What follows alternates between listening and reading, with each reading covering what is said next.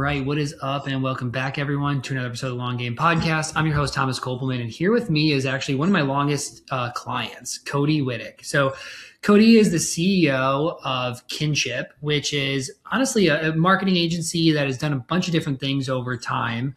Cody, I'll kind of let you kind of share a little bit about your background info, and then we'll dive into the topic for today. Yeah, started out internally at the brand on a brand marketing team, and then launched the agency a little over 7.5 years ago. And today we call ourselves the e-commerce growth agency. So work with e-commerce brands, helping them grow their business. Before that, we've done several iterations of the business, but always an agency. First, we called ourselves the influencer marketing agency. Then it's kind of evolved over the years. Yeah. And I've kind of been along, when you first started with us, you're an marketing agency, and, now things have changed. But, one interesting thing is I reached out to a bunch of my clients that if anybody wants to come on the podcast as a topic that they think would be valuable, let me know. I'd love to kind of have you on, highlight what you do. And obviously, Kynship is this awesome business. You guys do really, really great work. So I think there's just highlighting that, if any business owners are listening or watching and, you need help on that front, like Cody and team is definitely the place to go. But for today, what Cody reached out to me is he said, I'd love to do a podcast talking about, picking partners in the business, talking about like what happens when partnerships end and they change or people want out. And I thought that was a really cool episode because we talk, most of my clients put ideas in front of me that had nothing to do with like being a business owner or personal finance. And, as much as I wanted to highlight them on something different, it just didn't really fit. But I think this is a topic that relates to a lot of business owners because I think people, it is scary to start a business on your own, right? Like I was there. I was so scared when, my last company, he was like, you should just go start your own business. I was like, what? Like, you think I should run my own business? Like, that's really scary. For a lot of people, it makes sense to be like, who's somebody I know that we maybe have similar ideas, but maybe different strengths, and we could start a business together. But it's not something you kind of want to just like jump into. If things go wrong, it's really, really hard. But I also think you can pick the right partner and you can still decide at a certain point that, there's a different path that we want to go, and separating makes sense. So, for you, when you first started the business, what made you think that you wanted to do it with a partner? Well, I didn't even really have the idea, to be honest. I can't even take credit for it. Taylor, who we both had a mutual business partner, our business mentor, excuse me.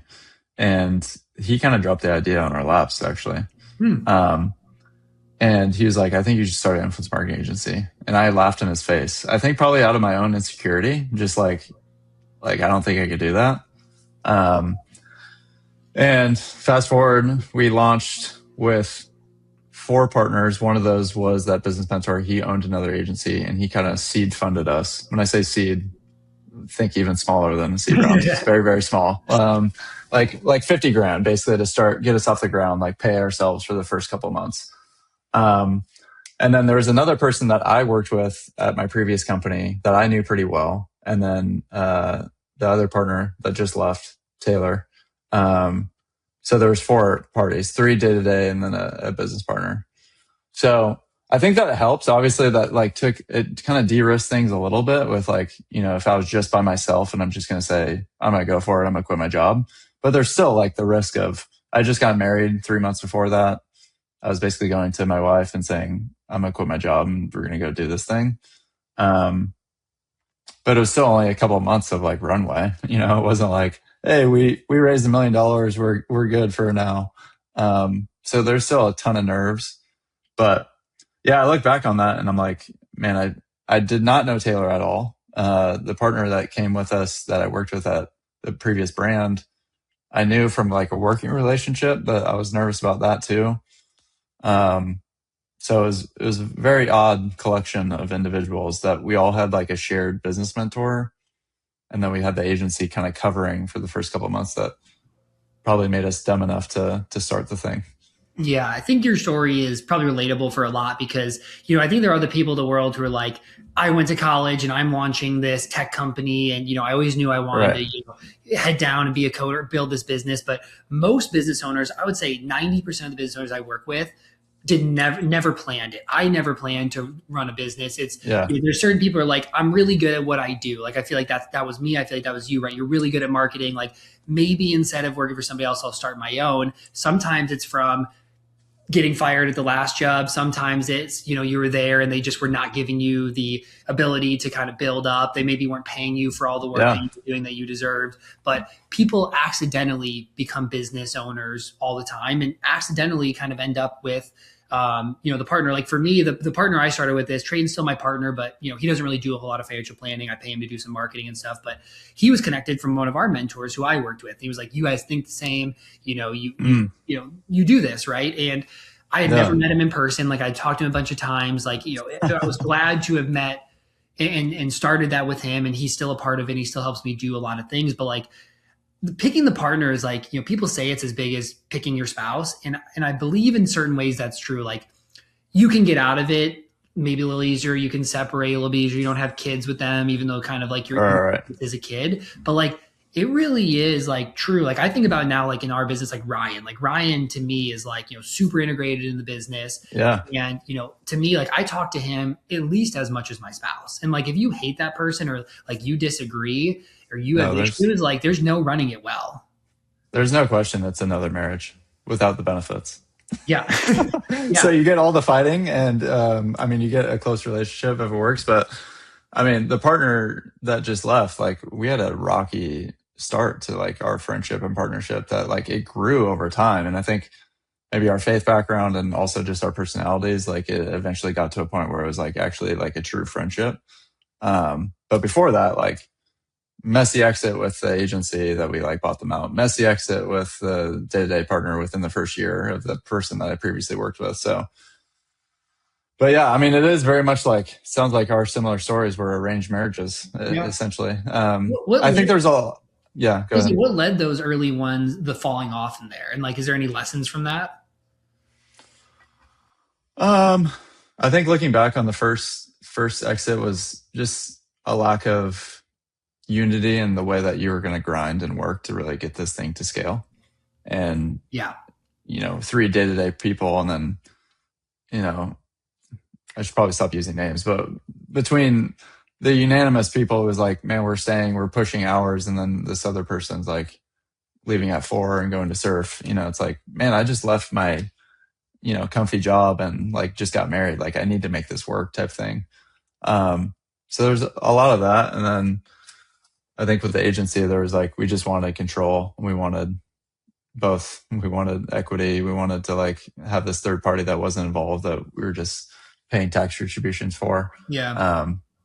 That wasn't bringing, like, they weren't benefiting Kynship. They were only like hindering Kynship's growth.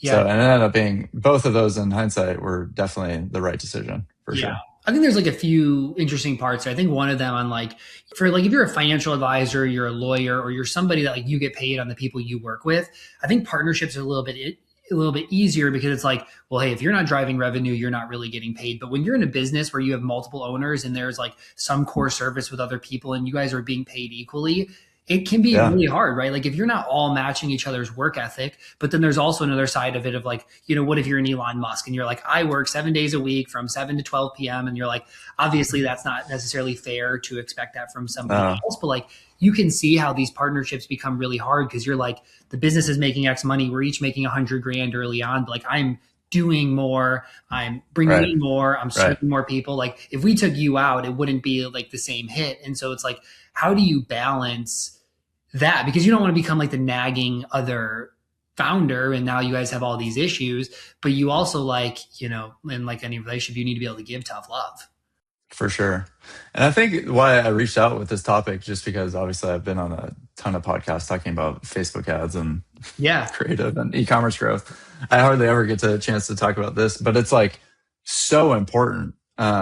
Like to your point, how you made the parallel to marriage, which I agree with. And I think looking back, if I was to do anything different, even though all those lessons I'm very thankful for, would be to take our time and actually understanding like, what do we want? Are we just doing this because it's fun or exciting, or we're we want to be like our business mentor, or just like trying to do like honestly premarital, like what premarital is supposed to do with your spouse, or is like really get aligned on like, hey, you know, how do you guys argue? Like, what was your historical dynamic? How did your parents raise you? Like all those questions that's in the business world is just like, how much money do you want to make? Like, what do you want to do with this business?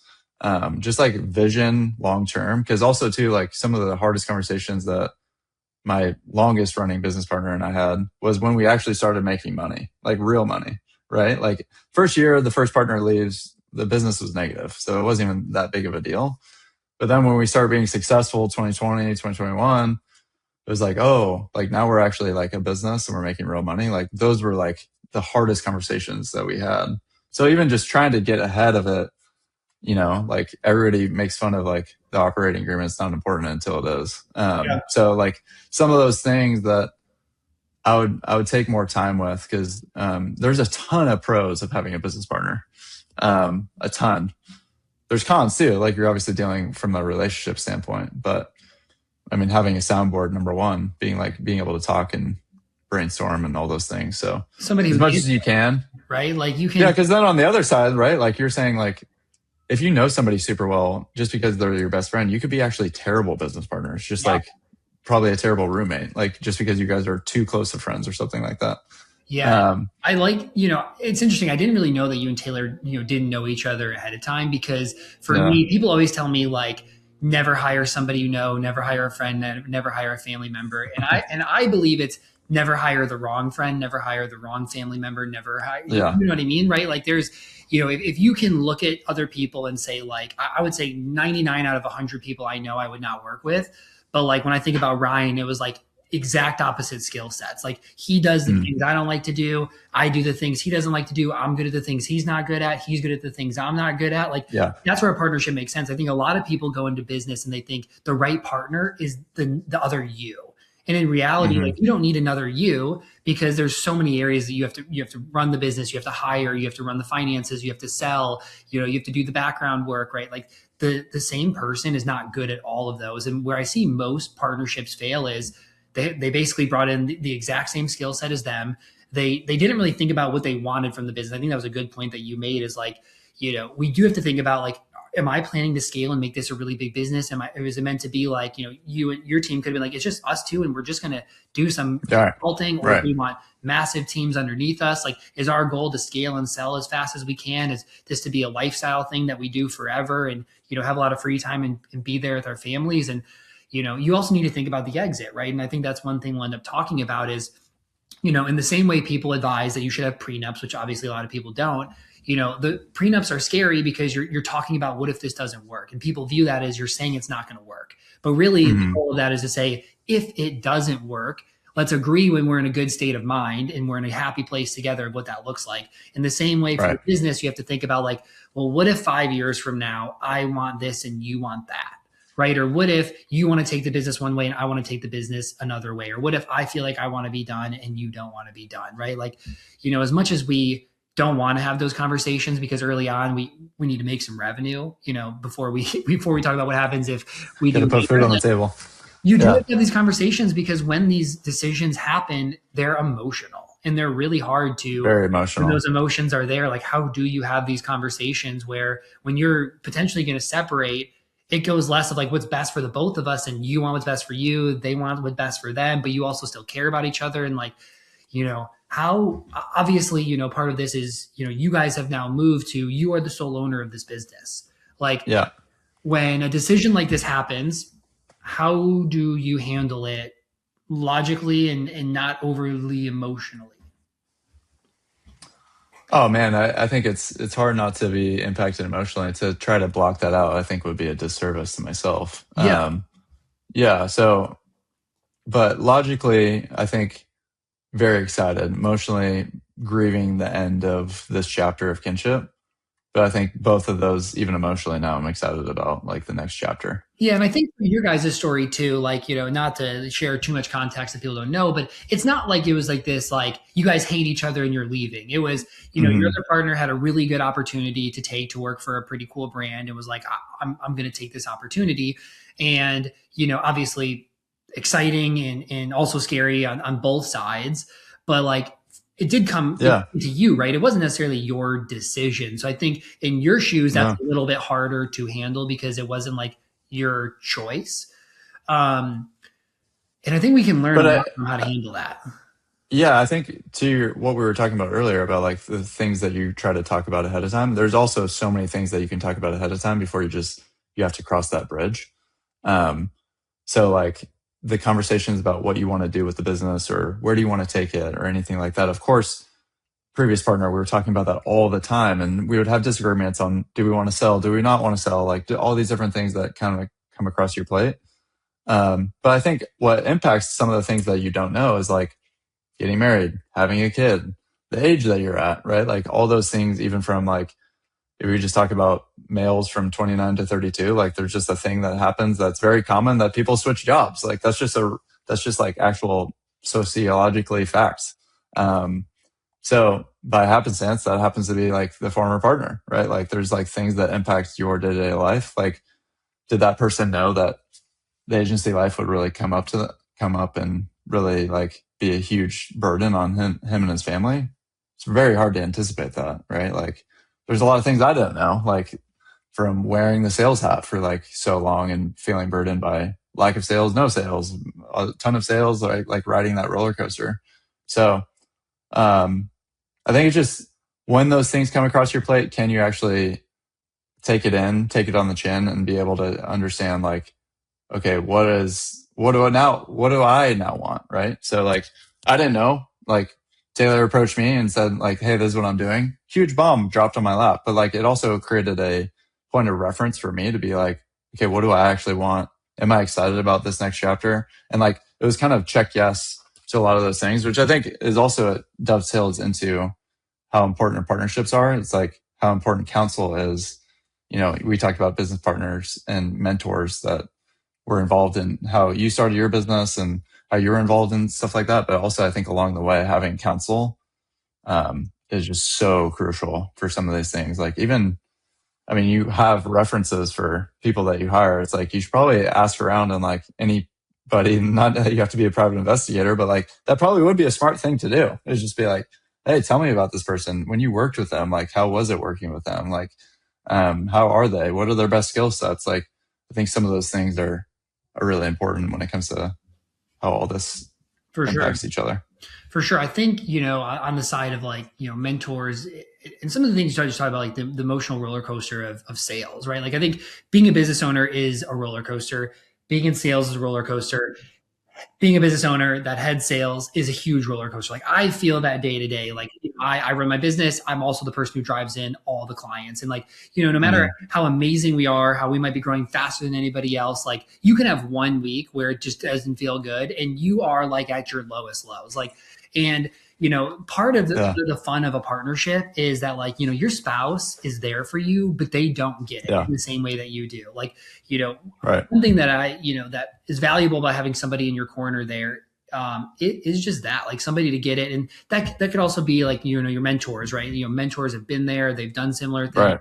they can Right. relate to you. And we all know, like, it's really hard when you feel alone in really tough things. And so I think those people are valuable. The other thing I was gonna say is I look back on your story and like, mine would be similar. Like when I first started the business, I don't think I could have done it alone. Right. But like, Yeah. you can do it alone now. And so like even though there Mm-hmm. might have been like this journey, there might have been some falling out, like you maybe never would have gotten to this spot because like to start a business and be like, I know I'm good at marketing, but I know I'm not good at any of these other things I have to figure out. Like you got to divvy up and become good at those things. You were good. You probably helped him learn things about you were doing. He probably helped you learn things you're doing. Right. Totally. That you had to hire other people and bring them in. That now it prepared you to be like, I do feel secure enough to run a business because starting it on your own and building it to the type of teams and the people you have, like, maybe you would have, maybe you wouldn't have, but like, it seems a little bit easier to say, like, I don't know if I would have been able to, because I don't know if I would have been able to.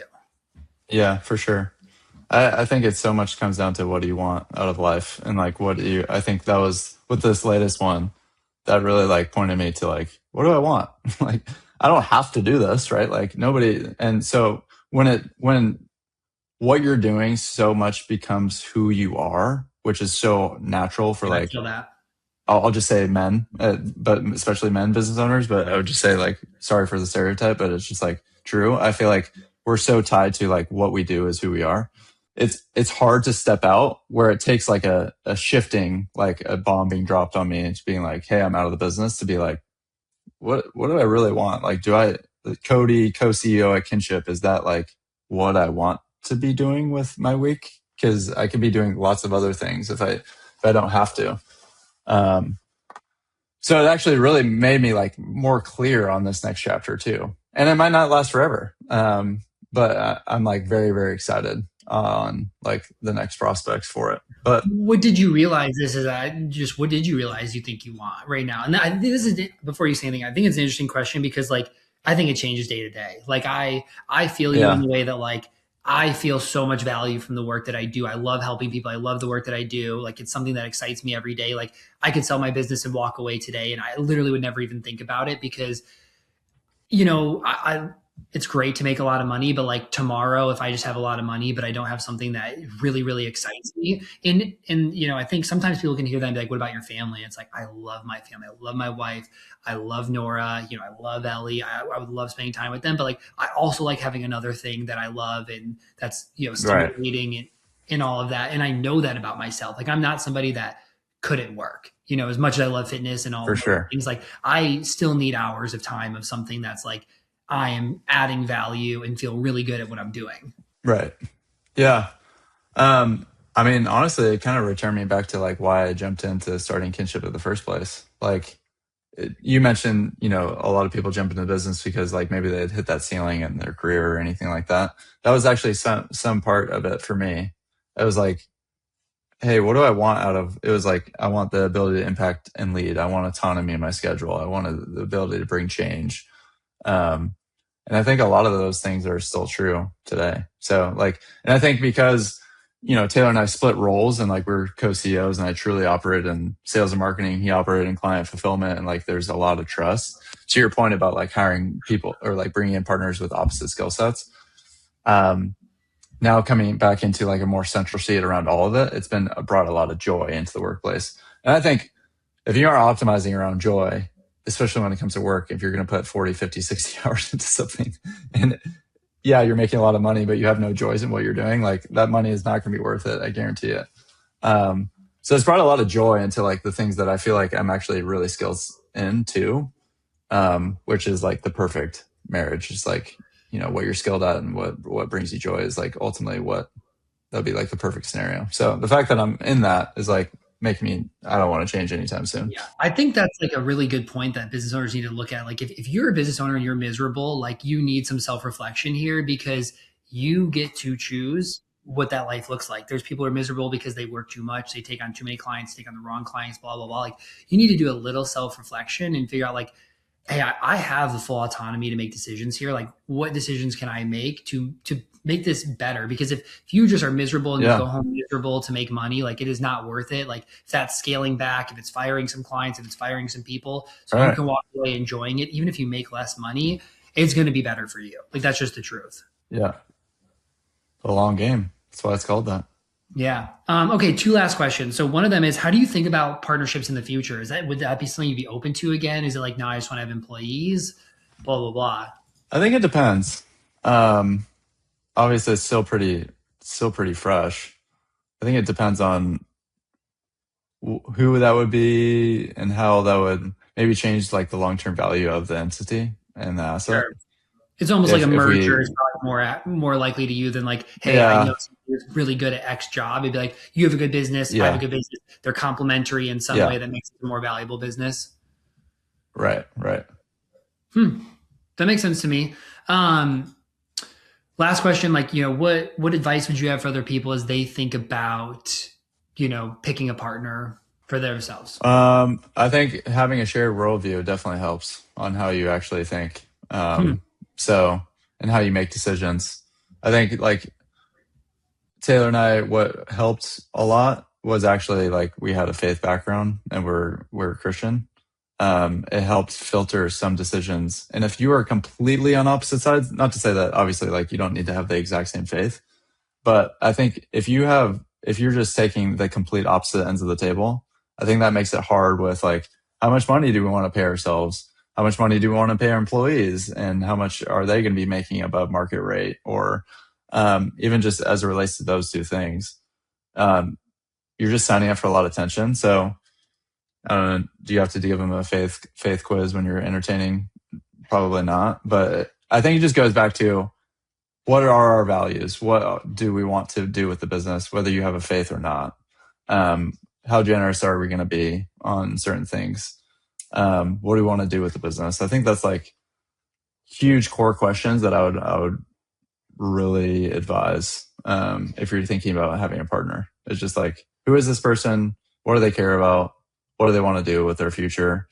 As much homework as you can do on the front end is you're going to save yourself a lot of headache.